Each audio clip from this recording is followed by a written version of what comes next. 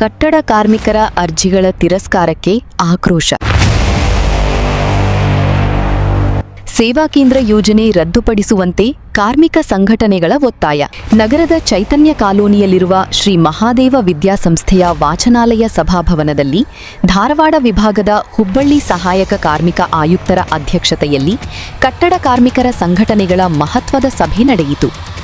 ಸಭೆಯಲ್ಲಿ ಕಟ್ಟಡ ಕಾರ್ಮಿಕರ ಕಲ್ಯಾಣ ಮಂಡಳಿಯಲ್ಲಿ ನೂತನವಾಗಿ ಜಾರಿಗೆ ತಂದಿರುವ ಟೆಂಡರ್ ಆಧಾರದ ಕಾರ್ಮಿಕ ಸೇವಾ ಕೇಂದ್ರ ಯೋಜನೆ ಕುರಿತು ಕಾರ್ಮಿಕ ಸಂಘಟನೆಗಳ ಮುಖಂಡರು ತೀವ್ರ ಅಸಮಾಧಾನ ವ್ಯಕ್ತಪಡಿಸಿದರು.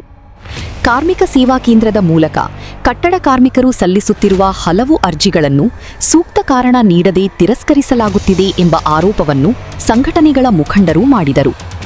ಫಲಾನುಭವಿಗಳು ಅರ್ಜಿ ಸಲ್ಲಿಸಿದ ಬಳಿಕ ಪರಿಶೀಲನೆಯ ಸಂದರ್ಭದಲ್ಲಿ ಸರಿಯಾದ ಮಾಹಿತಿ ನೀಡದೆ ವಿವಿಧ ಕಚೇರಿಗಳ ಹೆಸರಿನಲ್ಲಿ ದೂರವಾಣಿ ಕರೆ ಮಾಡಿ ಅರ್ಜಿಗಳನ್ನು ತಿರಸ್ಕರಿಸಲಾಗುತ್ತಿದೆ ಎಂದು ಮುಖಂಡರು ಸಭೆಯಲ್ಲಿ ಆಕ್ಷೇಪ ವ್ಯಕ್ತಪಡಿಸಿದರು. ಈ ಹಿನ್ನೆಲೆಯಲ್ಲಿ ಕಾರ್ಮಿಕ ಸೇವಾ ಕೇಂದ್ರ ಯೋಜನೆಯನ್ನು ರದ್ದುಪಡಿಸಬೇಕು ಹಾಗೂ ಕಟ್ಟಡ ಕಾರ್ಮಿಕರ ಅರ್ಜಿಗಳನ್ನು ಪಾರದರ್ಶಕವಾಗಿ ಪರಿಶೀಲಿಸಿ ಅರ್ಹ ಫಲಾನುಭವಿಗಳಿಗೆ ಕಲ್ಯಾಣ ಮಂಡಳಿಯ ಸೌಲಭ್ಯಗಳು ದೊರೆಯುವಂತೆ ಕ್ರಮ ಕೈಗೊಳ್ಳಬೇಕು ಎಂದು ಒತ್ತಾಯಿಸಲಾಯಿತು.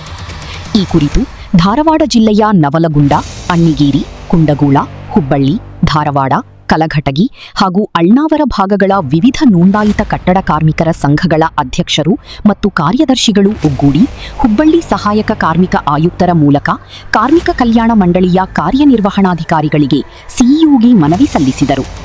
ಕಾರ್ಮಿಕರ ಸಮಸ್ಯೆಗಳಿಗೆ ಶೀಘ್ರ ಪರಿಹಾರ ಕಲ್ಪಿಸಿ ಅರ್ಹ ಫಲಾನುಭವಿಗಳಿಗೆ ಯಾವುದೇ ಅನ್ಯಾಯವಾಗದಂತೆ ಕ್ರಮ ಕೈಗೊಳ್ಳಬೇಕು ಎಂದು ಸಂಘಟನೆಗಳು ಆಗ್ರಹಿಸಿದವು. ಸಭೆಯಲ್ಲಿ ವಿವಿಧ ಕಟ್ಟಡ ಕಾರ್ಮಿಕರ ಸಂಘಟನೆಗಳ ಮುಖಂಡರು, ಅಧ್ಯಕ್ಷರು, ಕಾರ್ಯದರ್ಶಿಗಳು ಹಾಗೂ ಕಾರ್ಮಿಕರು ಉಪಸ್ಥಿತರಿದ್ದರು. ಕಾರ್ಮಿಕರ ಹಕ್ಕು ಮತ್ತು ಸೌಲಭ್ಯಗಳಿಗಾಗಿ ಸಂಘಟಿತ ಹೋರಾಟ ಮುಂದುವರಿಯಲಿದೆ ಎಂದು ಮುಖಂಡರು ಸ್ಪಷ್ಟಪಡಿಸಿದರು.